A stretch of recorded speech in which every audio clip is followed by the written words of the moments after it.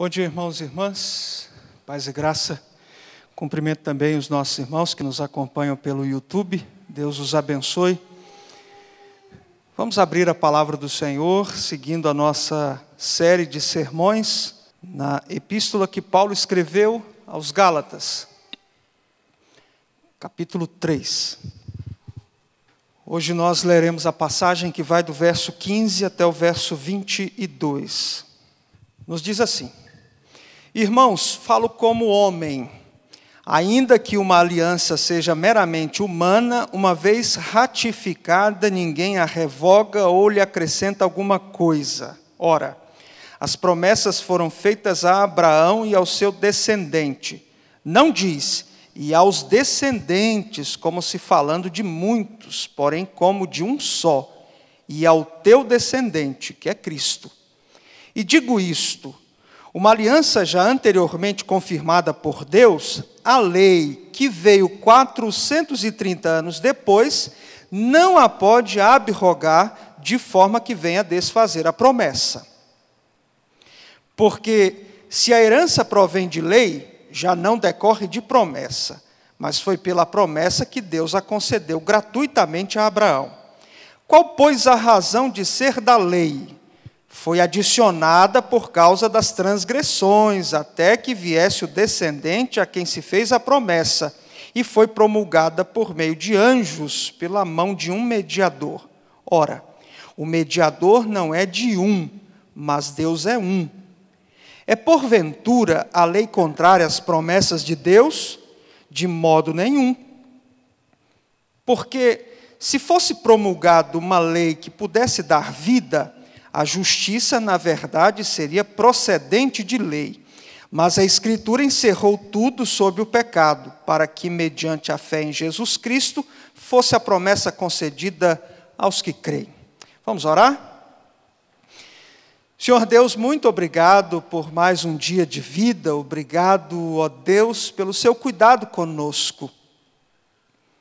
Obrigado porque, por sua graça, Senhor, nós somos alcançados e somos guiados e dirigidos, razão pela qual estamos aqui nesta manhã. O Senhor, por pura graça, nos convocou, nos animou para aqui estarmos, ó Deus, prestando culto ao Senhor. E agora, ó Deus, eu peço que o Senhor prepare o nosso coração para a sua palavra. Nós a lemos mais uma vez e agora vamos estudá-la, mas não conseguimos fazer isso sozinhos. Ó Deus, nós precisamos da iluminação do seu Santo Espírito.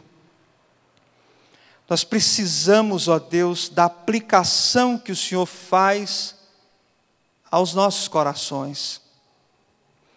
Precisamos, ó Deus, praticá-la. E assim suplicamos ao Senhor, ó Deus, que trabalhe em nós nesta manhã, em todos aqueles que estão nos acompanhando pela internet, que a sua vontade seja cumprida em nossas vidas e que a sua palavra, ó Deus, surta o devido propósito para o qual o Senhor, ó Deus, a tem dirigido. Em nome de Cristo é nossa oração. Amém. Paulo continua nos surpreendendo ao falar sobre o Evangelho da graça aos Gálatas. E nós aprendemos muito da parte do Senhor com tudo aquilo que o apóstolo Paulo tem dito nesta correspondência.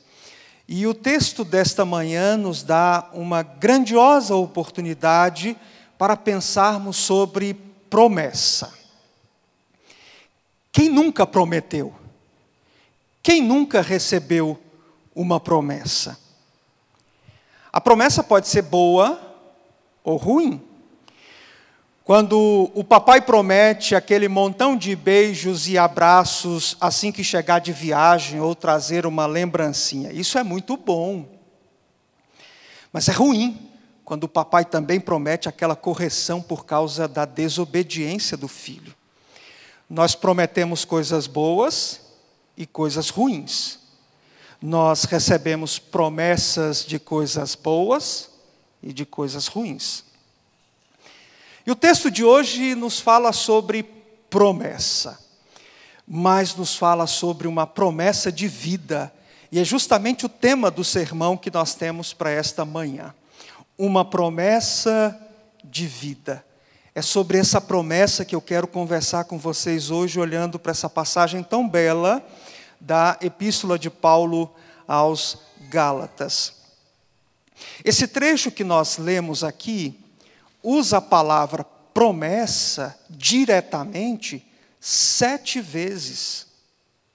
E não é uma promessa qualquer que está em jogo aqui.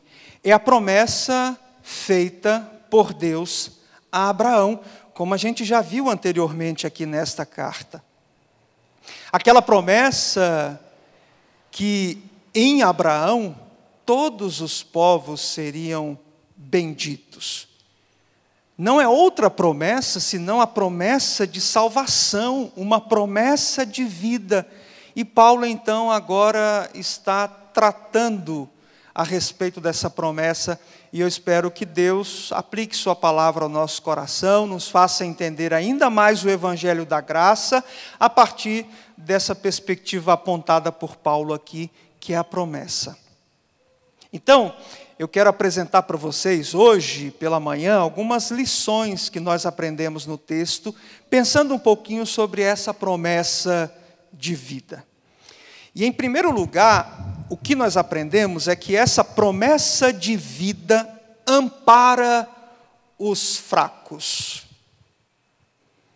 Essa é a primeira lição que o texto nos traz na manhã de hoje. Essa promessa de vida, ela ampara os fracos. Vamos lá, eu vou observar isso com vocês do verso 15 até o 17. Vamos lá para o verso número 15. Irmãos, falo como homem, ainda que uma aliança seja meramente humana, uma vez ratificada, ninguém a revoga ou lhe acrescenta alguma coisa. É importante nós termos no horizonte, na leitura que nós fazemos da Epístola de Paulo aos Gálatas, a resolução de um problema. Paulo está aqui ajudando os Gálatas a resolverem um problema. E o problema é o seguinte: bom, a gente precisa cumprir a lei para adquirir a salvação? E a gente já viu até aqui que não. Paulo é contundente ao dizer que não. Nós não precisamos cumprir a lei para assim obtermos a nossa salvação. É por isso que Paulo precisa, mais uma vez, falar sobre a promessa da salvação. E ele começa falando a respeito das promessas humanas. E por isso ele diz: eu falo aqui como homem. E Paulo está dizendo assim: olha, basta nós observarmos como as promessas são estabelecidas nas relações humanas. Quando uma promessa é estabelecida, uma aliança é feita entre um homem e outro, quando essa promessa, quando essa aliança é ratificada, ela não é quebrada, nem tampouco é corrigida. Pelo menos deveria ser assim. Até no plano humano, Paulo está dizendo, as promessas são encaradas como algo extremamente sério. Então, Paulo reveste a promessa, uma aliança, um contrato, uma combinação, com uma solenidade grandiosa. E, se é assim no plano humano, que dirá uma promessa feita pelo próprio Deus? Vamos ao verso 16. Ora, as promessas foram feitas a Abraão e ao seu descendente. Não diz, e aos descendentes, como se falando de muitos, porém como de um só, e ao teu descendente, que é Cristo. Paulo, então, falou sobre as promessas que são realizadas nas relações humanas. Agora ele passa a falar sobre aquela promessa que foi dirigida a Abraão e ao seu descendente. E a alusão que Paulo faz aqui é ao livro de Gênesis, primeiro capítulo 12, versos 3 e 7, depois o capítulo 22, do verso 15 até o verso número 18. E Paulo está tratando aqui da promessa feita a Abraão e explicando aos seus leitores e, consequentemente, a nós, quem é esse descendente a respeito do qual o texto lá em Gênesis fala. E Paulo interpreta aqui para nós quem é esse descendente de Abraão, mencionado lá, e Paulo diz que é Cristo. Então a promessa foi feita a Abraão e ao descendente de Abraão, que Paulo aqui nos esclarece de uma maneira muito direta, que é Cristo. Ele diz: não foi dirigida essa promessa aos descendentes como se fossem muitos, mas ao teu descendente, que não é outro senão Cristo Jesus. Nós aprendemos até aqui, nesses 2 versos, que promessas são vínculos muito sérios, até mesmo nas relações humanas. E também que Deus fez uma promessa a Abraão e que se estendeu até o seu descendente, que é Cristo Jesus. Vamos agora para o verso seguinte, o verso 17. E digo isto: uma aliança já anteriormente confirmada por Deus, a lei que veio 430 anos depois, não pode abrogar de forma que venha desfazer a promessa. Agora Paulo vem, mais uma vez, como ele já havia feito anteriormente, nesta epístola, tranquilizar os seus leitores. E dizer o seguinte aos Gálatas: se o Senhor fez essa promessa a Abraão, fiquem tranquilos. A lei que veio 430 anos depois, o que Paulo quer dizer com isso? 430 anos foi a totalidade dos anos em que o povo ficou no cativeiro egípcio. E depois, ao sair, o Senhor então entrega as 2 tábuas da lei ao povo. Paulo então está tranquilizando os seus leitores, dizendo assim: olha, não se preocupem, porque a promessa que Deus fez a Abraão, a lei que veio 430 anos depois, não pode abrogá-la. O que é o verbo abrogar? Anular. A promessa não pode ser anulada pela lei que veio posteriormente. A promessa não pode ser desfeita. E essa promessa é uma promessa de vida, pois é uma promessa, como nós já observamos aqui, concernente à salvação. Mas o que significa dizer então, pastor, que a promessa, essa promessa de vida, ampara os fracos? O que significa isso? A primeira coisa que Paulo afirma é que a lei foi dada pelo Senhor, mas não anulando aquilo que havia sido dito por ele a Abraão. Nós lemos no versículo 6, um pouco antes, que Abraão foi justificado pela fé, não porque ele cumpriu algum aspecto da lei, não porque a performance de Abraão tivesse sido invejável. Os Gálatas, eles podiam ficar tranquilos quanto a isso. Mas o que lhes serviria de amparo? Como nós, fracos como somos, poderíamos ter alguma garantia? E se alguém nos acusasse, o que nós poderíamos utilizar como amparo? É justamente isso que Paulo então quer responder e dar tranquilidade aos seus leitores. Não pode ser outra coisa senão a promessa. A promessa de vida ampara os fracos.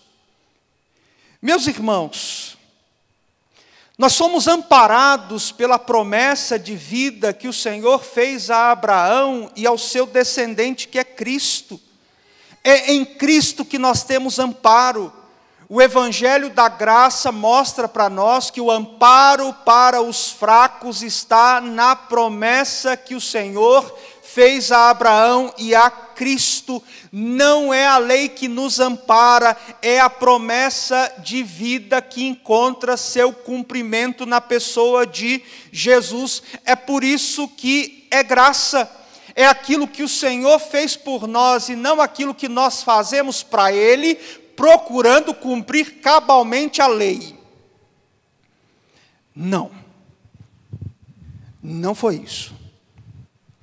Por mais que nós saibamos que nós fomos chamados para fazermos aquilo que agrada o nosso Deus, nós fomos predestinados para boas obras. Eu não tenho dúvidas disso, espero que você também, diante de tudo aquilo que nós discutimos até aqui, não tenha dúvidas do mesmo modo. Paulo não está colocando de lado, rejeitando, desconsiderando, marginalizando, dizendo que não há nenhuma utilidade nas obras, até porque nós fomos predestinados para fazer aquilo que agrada o Senhor. Mas o que nos ampara não é a lei que procuramos obedecer. O que nos ampara é a promessa. Nós somos fracos. Nós temos recaídas. Nós patinamos. Por que será que em todo culto nós temos um momento de contrição? Por que será que em todo culto nós nos juntamos para confessarmos os nossos pecados, buscando arrependimento em Jesus e pedindo perdão dele? Por que será? Porque somos fracos. E o que nos ampara? A nossa performance obedecendo os tópicos da lei? O que nos ampara é o nosso compromisso com a igreja, é o nosso zelo religioso. O que nos ampara é a nossa frequência nos cultos e nas programações da igreja. O que nos ampara são todas as vezes que nós lemos as Escrituras e computamos lá e colocamos no nosso relatório. É a quantidade de cestas que nós distribuímos. É a quantidade de dinheiro que nós doamos para a igreja. O que nos ampara? Nós somos fracos. E Paulo estava mostrando então para os seus leitores justamente isso, ao falar sobre a promessa de vida. E nos mostra, assim como mostrou para os Gálatas, que essa promessa de vida ampara os fracos. É ela que nos ampara. É a promessa e não a lei, até porque a nossa performance diante da lei é baixíssima. Nós, como religiosos, somos muito fracos. Capengamos. Eu me lembro das palavras do Dr. Edward Welch, dizendo que a santificação, esse processo no qual nós estamos, é uma espécie de andar cambaleante. É assim, a gente vai andando e cambaleando, tropeçando, claudicando, mancando. A gente pisa direito aqui e acolá a gente já se desequilibra. A gente obedece aqui, daí a pouco desobedece acolá. Somos fracos. E Paulo está dizendo que essa promessa, a promessa de vida, ampara os fracos. E ao tratar sobre o Evangelho da Graça, isso se torna algo de extrema importância para a compreensão dos seus leitores a respeito do Evangelho da Graça. E a nossa compreensão também a respeito desse mesmo Evangelho. Então, o que a gente já viu até aqui? Que essa promessa de vida ampara os fracos. É a primeira lição que o texto traz para nós hoje aqui. Mas, seguindo o nosso estudo aqui, a gente observa uma segunda lição. Que essa promessa de vida, ela anima os perdidos. Além de amparar os fracos, ela anima os perdidos. Do verso 18 ao 20. Olha o verso 18. Porque se a herança provém de lei, já não decorre de promessa, mas foi pela promessa que Deus a concedeu gratuitamente a Abraão. Olha só, o homem é pecador por natureza. Como a gente cantou aqui no hino Castelo Forte, de Martinho Lutero, pegando um trechinho, sozinho está perdido. É isso mesmo, o homem sozinho está perdido. Somos pecadores por natureza. Mas havia, entre os Gálatas, aqueles que se viam seguros de sua salvação, porque procuravam cumprir todos os preceitos e costumes da lei mosaica. Eles acreditavam que isso garantiria a salvação deles. Só que Paulo, ao contrário desse tipo de pensamento, diz que se a nossa herança ela proviesse de lei, certamente nenhuma relação teria com a promessa do Senhor. Essa promessa que nós aqui estamos fazendo referência. Só que Paulo diz, é justamente pela promessa que nós recebemos essa herança. Promessa que gratuitamente ele concedeu a Abraão e, consequentemente, ao seu descendente e, inevitavelmente, a todos nós, a sua igreja.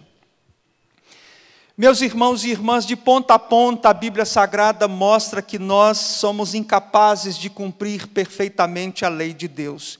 E quando nós transgredimos a lei do Senhor, nós ficamos desanimados.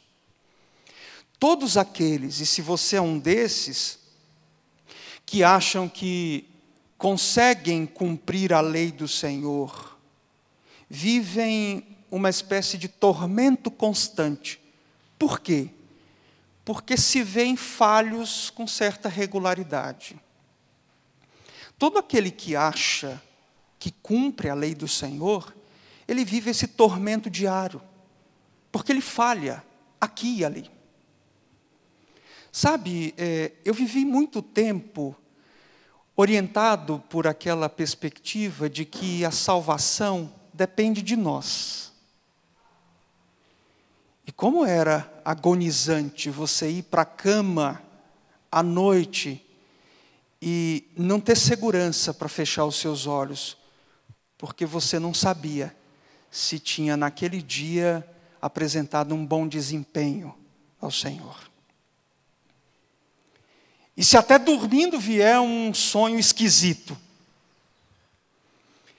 Então, a partir do momento que nós entendemos que a salvação depende da maneira como nós cumprimos a lei de Deus, isso se torna um tormento. E é justamente contra essa ideia que Paulo está aqui apresentando as suas considerações para dizer, olha, não é pela lei, é pela promessa, e essa promessa foi dada gratuitamente a Abraão. E é nesse sentido que a promessa de vida anima os perdidos. E a razão é muito clara aqui no texto de Paulo, é que é por meio da promessa de vida que nós obtemos a nossa herança. E essa promessa de vida que Paulo está tratando aqui, ela anima os perdidos. É óbvio, irmãos, que não é no sentido de incentivar o erro dos pecadores.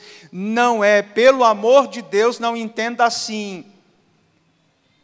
Anima os perdidos no sentido de eles entenderem que a salvação, a herança que receberam, não provém do desempenho de cada um, provém da promessa que Deus gratuitamente concedeu a Abraão e chegou a todo o povo dele. Não depende de nós.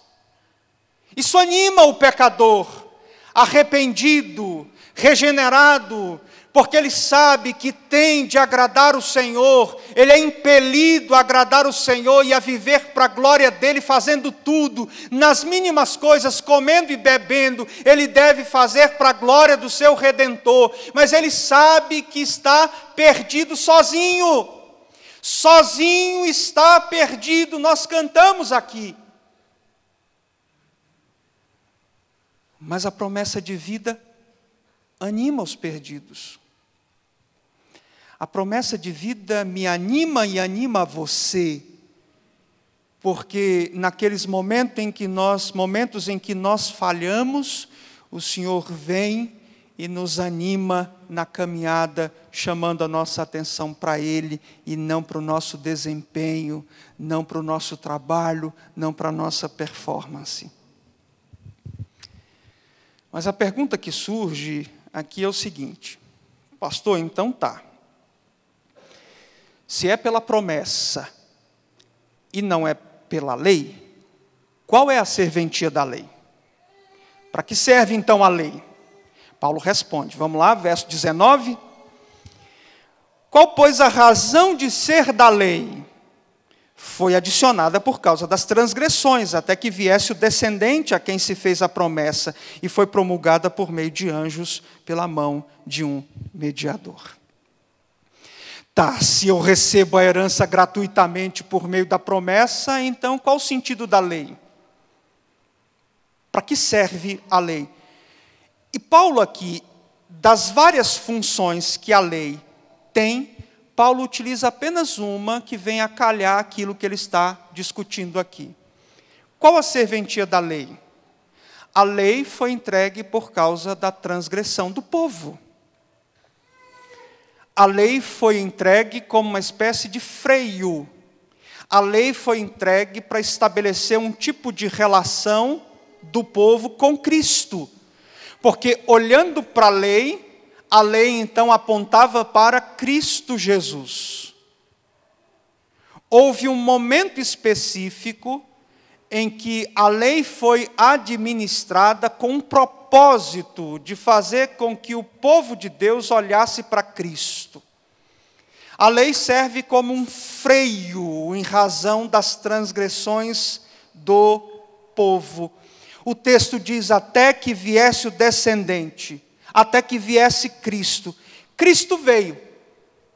E aí, pastor, a lei foi abolida? De modo nenhum. Paulo responde, Paulo não está defendendo a ideia de que a lei foi abolida, apenas dizendo que havia um determinado modo, como eu disse a vocês, de essa relação com Cristo ser estabelecida, e naquela ocasião por intermédio da lei. É claro que quando nós falamos em leis cerimoniais e civis, todas essas leis que nós vemos no Antigo Testamento, elas caducaram, porque eram sombras de Cristo Jesus. Então nós não precisamos mais das leis cerimoniais, nem das leis civis, tais como aquelas que encontramos no Antigo Testamento. Mas a lei moral de Deus permanece. Porque a lei moral de Deus é o reflexo do seu próprio caráter. E quando nós olhamos para o Novo Testamento, o próprio Senhor Jesus disse que não veio para abolir a lei, mas veio para cumpri-la. Então a lei, ela não foi, em hipótese alguma, rejeitada. E a lei foi promulgada, de acordo com o texto que nós lemos aqui, por meio de anjos, pela mão de um mediador. Que coisa estranha, pastor, o que significa isso? Bom, das várias funções também dos anjos, Paulo destaca aqui que no momento da entrega da lei, os anjos contemplaram essa promulgação. Promulgação feita por meio de um mediador. E esse mediador não pode ser outro senão Cristo Jesus. Como assim? É isso mesmo? Cristo? Cristo estava lá quando as 2 tábuas foram entregues? Sim. Sim. Olha só, deixa eu citar para vocês 2 textos aqui. Primeiro é de Pedro, capítulo 1, verso 10 e 11. Diz assim, foi a respeito desta salvação que os profetas indagaram e inquiriram, os quais, os profetas, lá do Antigo Testamento, profetizaram acerca da graça a vós outros destinada, investigando atentamente qual a ocasião ou quais as circunstâncias oportunas, indicadas pelo Espírito de Cristo, que neles estava, nos profetas, ao dar de antemão testemunho sobre os sofrimentos referentes a Cristo e sobre as glórias que os seguiriam. Então, Cristo estava lá, presente nos profetas. 1 Coríntios 10, 4, Paulo, ao falar sobre o povo peregrinando no deserto, diz, e beberam da mesma fonte espiritual, porque bebiam de uma pedra espiritual que os seguia. E a pedra era Cristo. E há outros textos que mostram para nós que Cristo estava lá. Então esse mediador estava lá. Então os anjos assistiram, contemplaram a promulgação da lei e o próprio Senhor Jesus estava lá. Vamos ver um pouco mais sobre esse mediador, verso 20. Ora, o mediador não é de um, mas Deus é um. Parece até uma charada aqui, né? É um texto que exige de nós um pouquinho de atenção. Ora, o mediador não é de um, mas Deus é um. Algumas pessoas acabam se embaraçando nesse texto, mas a gente vai tentar entendê-lo aqui. Olha só. Ora, o mediador não é de um. O que significa aqui? O mediador, nós sabemos, é Cristo Jesus. E o que Paulo está querendo dizer? Paulo está querendo dizer o seguinte: olha, o mediador, o que ele faz? Ele medeia entre as partes. Então, se há partes, o que Paulo está dizendo? O mediador não é de um, não é de uma parte, não é de um povo. Qual é a discussão que está presente aqui que a gente não pode esquecer? Lembram-se que lá no começo Paulo falou, olha, eu sou o apóstolo dos incircuncisos. Pedro é apóstolo dos circuncisos. Judeus e gentios. Não era justamente a querela lá do Concílio de Jerusalém, capítulo 15 de Atos? Espera aí, vocês que não são judeus, gentios convertidos, ao se converterem, têm de observar as leis de Moisés. Porque o Senhor, Ele veio para o povo judeu. O que Paulo está dizendo aqui? Esse mediador não é de um. Ou seja, não é de um povo somente. Esse mediador, ele é dos judeus e ele é dos gentios. Ele, então, realiza a mediação para os judeus e para os gentios. E aí a gente continua, o versículo diz, ora, o mediador não é de um, mas Deus é um. Ora, por que Deus, por que o Senhor não é mediador de um grupo apenas, de uma parte apenas? Porque Ele é um. O que significa isso? Paulo está falando acerca de um atributo divino que é a simplicidade. Deus não é mutável, Deus não é volúvel, Deus não é inconstante, Deus não é duas caras, Deus não é bipolar, que se comporta de um jeito com os convertidos judeus, de outro jeito com os convertidos gentios. Deus é um. É por isso que Ele não pode ser volúvel, inconstante. É justamente pelo fato de Ele ser imutável que Ele não se apresenta mediador de uma parte no momento e mediador de outra parte em outro momento, ou toma apenas um partido.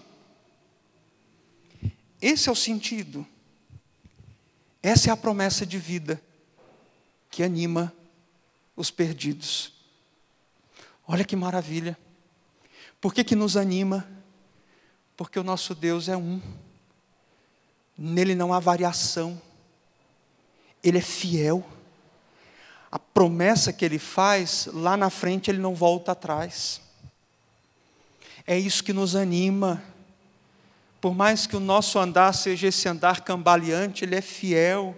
Ele não muda. E é nele em que nós colocamos a nossa esperança. Meus irmãos, olha só. Nós vimos até agora que a promessa de vida, apresentada por Paulo, primeiro ampara os fracos, mas em segundo lugar anima os perdidos. Que bênção ouvirmos sobre o Evangelho da Graça. Mas para terminar, em terceiro e último lugar, essa promessa de vida, ela também alcança os crentes. Ampara os fracos, anima os perdidos e alcança os crentes. Versos 21 e 22. 21. É porventura a lei contrária às promessas de Deus? De modo nenhum, porque se fosse promulgada uma lei que pudesse dar vida, a justiça, na verdade, seria procedente de lei. Embora Paulo já tenha explicado a relação entre lei e graça, ele volta aqui a falar sobre o tema para deixar bem claro esse assunto para a igreja da Galácia. E a questão que aparece é a seguinte: a lei, ela é contrária às promessas de Deus? Em outras palavras, a contradição naquilo que Deus faz, o estabelecimento de sua lei, a entrega das tábuas e a promessa que ele fez? Há uma contradição aí? É claro que não. Paulo é enfático, de modo nenhum. E porque não há contradição naquilo que Deus faz e naquilo que Deus fala, porque não há contradição em Deus. Não há conflito entre a lei e as promessas. O que Paulo explica aqui é que haveria contradição caso a lei desse vida a alguém. Porque se a lei desse vida a alguém, nós teríamos aqui duas fontes diferentes para a justificação: a lei e a promessa. O que seria um problema. É isso que Paulo está dizendo. É porventura a lei contrária às promessas de Deus? De modo nenhum. Não há. Não há problema, não há contradição entre lei e promessa. Porque se fosse promulgada uma lei que pudesse dar vida, a justiça, na verdade, seria procedente de lei. Aí Paulo diz, aí sim nós teríamos um problema, porque teríamos duas fontes de justificação. Imaginemos nós aqui na igreja. Isso seria um problema. Já pensou se a vida viesse da lei e das promessas? Então nós teríamos o quê? Duas fontes para obter justificação. Uma seria o cumprimento da lei, outra seria a promessa. Aí imagine na igreja uma situação dessa. Isso seria sim um problema. Perguntaria para o Osmar, e aí Osmar, o que então dá certeza para você de sua salvação? Ele, pastor, eu sou um estrito cumpridor da lei. Então a vida vem do meu zelo pela lei. Aí eu pergunto para o Paulo, o que lhe dá segurança então para que você obtenha a salvação do Senhor? Foi a promessa. Eu nada fiz para obter isso. O Senhor foi gracioso e me prometeu.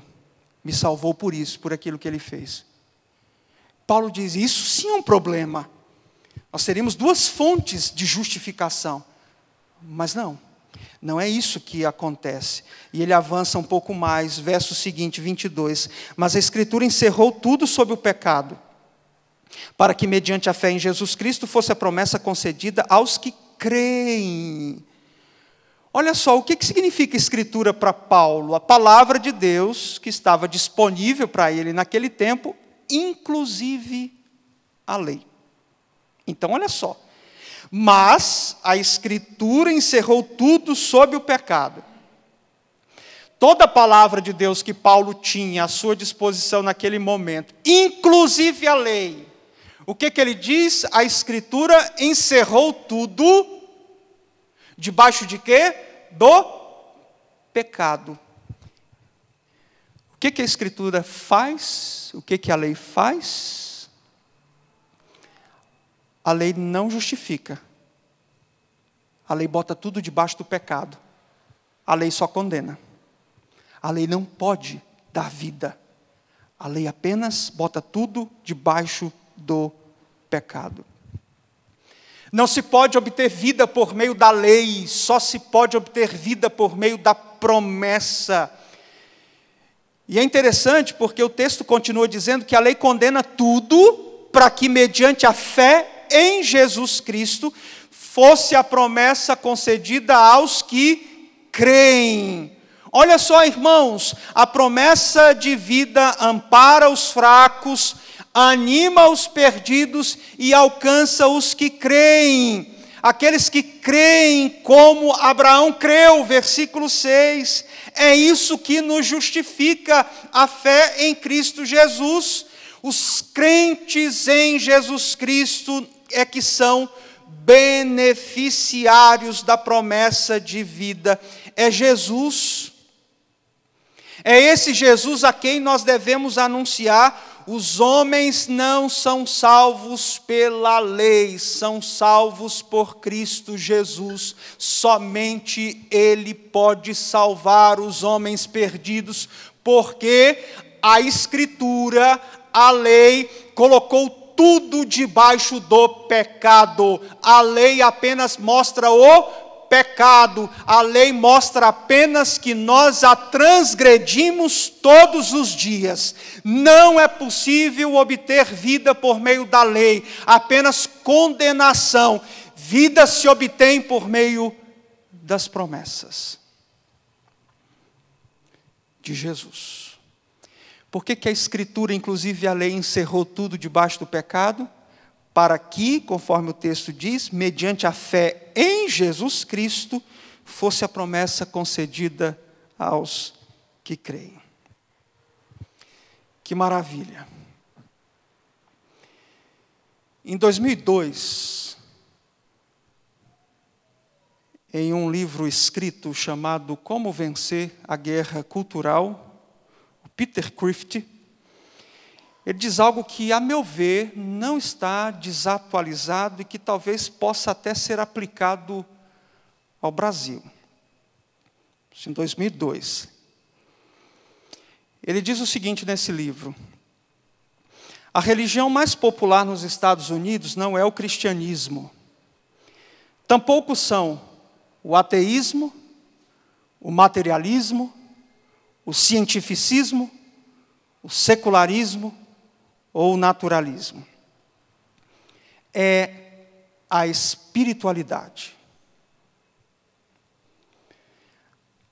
A religião mais popular nos Estados Unidos, segundo Peter Crift, em 2002, é a espiritualidade. E ele fala em espiritualidade naquele sentido popular, daquele que nomeia as prateleiras de livrarias. E eu nunca tinha parado para pensar nisso. Sempre vi, mas nunca parei para pensar nisso. Quando você estiver passando pela Livraria Cultura, pela Leitura, pela Saraiva, dê uma olhadinha nas prateleiras. Você vai ver uma prateleira chamada Espiritualidade ou Nova Era. Geralmente elas são as maiores. Tem lá algumas sobre cristianismo, religião, autoajuda. Mas tem algumas prateleiras que eu sempre vi e nunca parei para pensar nisso. O títulozinho é Espiritualidade ou Nova Era. São muito grandes. É essa espiritualidade que é a maior religião, segundo Peter Crift, 18 anos atrás, lá nos Estados Unidos. E eu acho que essa informação é atual. E eu acho que, inclusive, a gente pode aplicar ao Brasil. E essa espiritualidade, ela foi uma das formas mais antigas e mortais de heresia na história do cristianismo. Os velhos nomes dessa espiritualidade são gnosticismo, marcionismo e maniqueísmo. E essa espiritualidade, ela confunde três coisas que o cristianismo não confunde: o verdadeiro eu do homem, a bondade e a tal espiritualidade. Essa espiritualidade confunde aquilo que a Bíblia fala claramente. E essa espiritualidade desfoca a figura de Jesus. Lamentavelmente. É justamente isso que Paulo não quer que se perca. O centro é Jesus, o foco é Jesus, e o que ele está dizendo é que essa promessa de vida alcança os crentes. Essa promessa é para os crentes. é para todos aqueles que creem pela fé em Cristo Jesus. Essa promessa de vida não é para todo mundo. Essa promessa de vida é para aqueles que creem em Jesus. Jesus é o centro. Jesus não é uma identidade vaga nas prateleiras de espiritualidade de uma livraria. Jesus é o caminho, a verdade e a vida. É o único caminho que nos leva ao Pai. Esse é o ponto. E é isso que Paulo está dizendo. Está chamando a atenção dos seus leitores para Cristo Jesus, para a figura de Jesus. É somente Ele. E eu termino com o reverendo Phil Ryken, no livro Os 10 Mandamentos para os Dias de Hoje, citando o Donald Grey Barnhouse, quando esse fala sobre a lei de Deus e ele diz algo interessante. A lei de Deus é como um espelho. O propósito do espelho é revelar para você que o seu rosto está sujo. Mas o propósito do espelho não é lavar o rosto. Quando você olha no espelho e descobre que o seu rosto está sujo, você não tira o espelho da parede e o esfrega no rosto como um agente de limpeza. O propósito do espelho é levá-lo à água. A lei não salva. A lei mostra que você está sujo. Que você quebrou o primeiro mandamento, o segundo mandamento, o terceiro, quarto, quinto, sexto, sétimo, oitavo, nono, décimo. A lei encerra tudo debaixo do pecado. É como o espelho. Mostra a sujeira do rosto, mas não serve para limpá-la. Jesus sim. A promessa de Cristo sim. A promessa da graça sim. A promessa lava o rosto. Lava as mãos, lava os pés, lava o corpo todo. Só Jesus pode nos limpar. Só Jesus pode nos dar vida.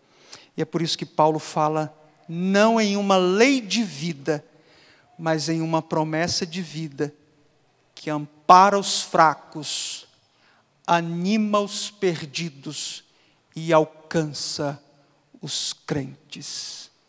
Bendita promessa, que é a razão de estarmos aqui. Vamos agradecer por ela, vamos orar. Senhor Deus, muito obrigado, Pai. Obrigado porque vivemos pela promessa. Recebemos vida pela promessa da graça. Obrigado pelo seu amado Filho Jesus que morreu por nós. Que limpa o homem pecador, que o transforma, que concede a ele um novo coração, que o faz andar em novidade de vida. Ó Pai, obrigado por essa promessa, que nós desejamos, seja ela conhecida por aqueles que nos acompanham pela internet hoje. E que tem procurado vida, Senhor, em tantos lugares, e que tem procurado vida até no cumprimento da lei, mas que só consegue enxergar morte, condenação. Obrigado, Senhor, porque essa promessa, ela nos tem amparado, ela anima o nosso coração, e ela nos alcançou, nós que cremos em seu amado Filho Jesus. Ó Deus, nos ensine, nos ajude, nos anime a proclamar o seu amado Filho Jesus, o único que pode limpar o homem sujo, caído e que vive num mundo imundo e hostil ao Senhor. Ó Deus, aplique sua palavra ao coração do seu povo, como lhe convém. Nós lhe agradecemos por esta manhã, em nome de Cristo. Amém.